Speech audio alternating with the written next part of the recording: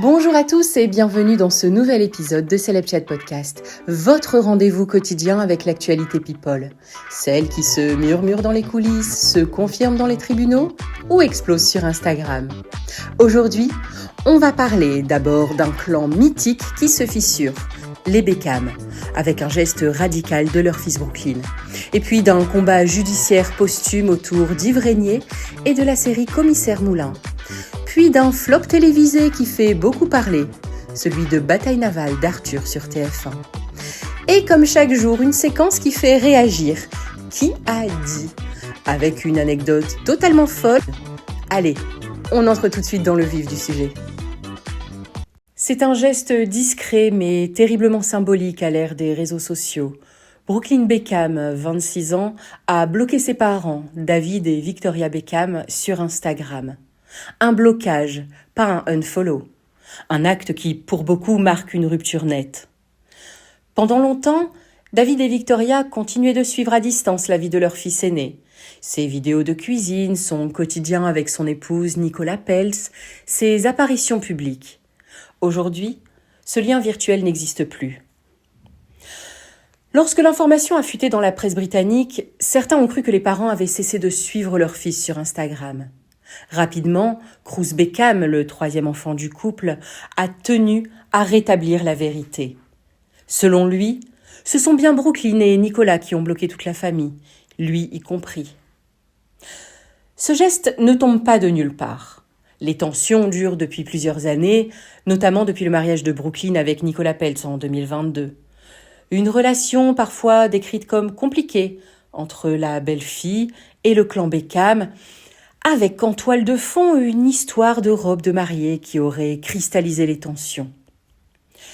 Depuis, les absences se sont accumulées. Brooklyn n'était pas présent pour les 50 ans de son père, ni lors de son anoblissement par le roi Charles III, ni même pour le lancement de projets importants de Victoria, ni lors de certaines grandes victoires sportives de David aux États-Unis. Les dernières retrouvailles remontent à décembre 2024 à Miami. Et cette année, pour la première fois, Noël se fera séparément. Pendant que David, Victoria et leurs 3 plus jeunes enfants rejoindront la famille en Angleterre, Brooklyn et Nicolas passeront les fêtes à Miami, chez les parents de l'actrice. Une chaussette brodée à son prénom restera vide sur la cheminée familiale. 4 ans après la mort d'Yves Régnier, une nouvelle affaire judiciaire refait surface. Sa veuve, Karine Régnier, a décidé d'assigner en justice la société qui produisait Commissaire Moulin. L'acteur, figure emblématique de la télévision française, a incarné ce rôle pendant plus de 30 ans, dans 70 épisodes, suivis à l'époque par des millions de téléspectateurs. La question posée aujourd'hui est simple, mais lourde de conséquences. Yves Régnier a-t-il été correctement rémunéré pour le succès colossal de la série ? Depuis 2023, Karine Régnier réclame des documents financiers précis afin de vérifier les montants perçus par son mari. Jusqu'ici, elle n'a obtenu aucune réponse satisfaisante. Son avocate estime qu'il est inconcevable qu'un acteur aussi central ait pu être privé de recettes qui lui revenaient de droit, alors que la société de production a bâti une grande partie de sa fortune sur cette série. De leur côté, les anciens et nouveaux dirigeants se renvoient la responsabilité.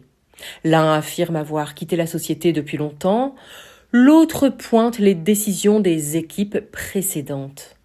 Une audience clé est prévue le 22 janvier prochain. Elle pourrait enfin permettre d'y voir clair. Pour rappel, Yves Régnier est décédé en 2021 à 78 ans. Il laisse derrière lui une famille nombreuse et un héritage artistique majeur. Cette affaire, aujourd'hui, pourrait bien redéfinir la manière dont les acteurs historiques ont été rémunérés à la télévision française. Adapter un jeu culte à la télévision, c'est tentant, mais risqué. TF1 et Arthur en ont fait l'expérience avec Bataille navale. Diffusée en prime time, l'émission n'a pas trouvé son public. Dès le premier numéro, les audiences ont été jugées décevantes. Et le second épisode a confirmé la tendance. Moins d'1,5 million de téléspectateurs, des parts de marché faibles et un silence quasi total de TF1 sur ce sujet.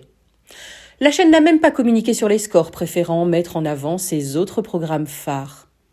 Résultat, bataille navale entre directement dans le classement des plus faibles audiences de l'année, en prime sur TF1. Pour autant, ce revers ne remet pas en cause la position d'Arthur au sein de la chaîne. L'animateur reste l'un des producteurs les plus actifs, avec de nombreux formats à venir, des divertissements caritatifs et de nouvelles émissions déjà en boîte. TF1 continue de tester, parfois avec succès, parfois non. Bataille navale aura tenté sa chance et coulé plus vite que prévu. Et tout de suite, notre séquence « Qui a dit ?»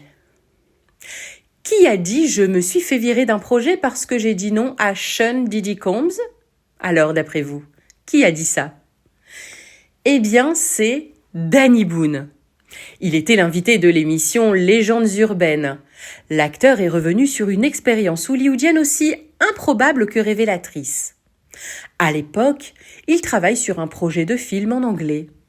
La production souhaite imposer un nom, Sean Diddy Combs. Danny Boone refuse net. Il estime que c'est une très mauvaise idée. Résultat, 10 minutes plus tard, son téléphone sonne. Tu es viré. Il raconte ensuite que l'équipe du film est partie faire la fête avec le rappeur. Week-end à Vegas, jet privé, excès en tout genre. Avant de se rendre compte que Diddy n'avait même pas lu le scénario.